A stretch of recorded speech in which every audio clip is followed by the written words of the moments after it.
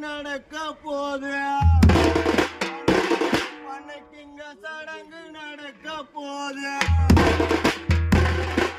சாமி உங்க தங்க தேருதான் சாய போது உனக்கு கல்லில தான் கப்பல் செய்து உங்களுக்கு கல்லில தான் கப்பல் செய்து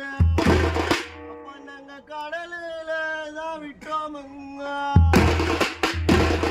கடலில விட்ட கப்பல் அந்த கடலில விட்ட கப்பல்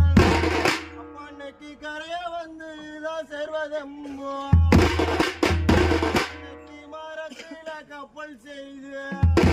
இன்னைக்கு மரத்தில கப்பல் செய்து நாங்க மடுவில தான் விட்டோமுங்க அந்த மடுவீனில் விட்ட கப்பல்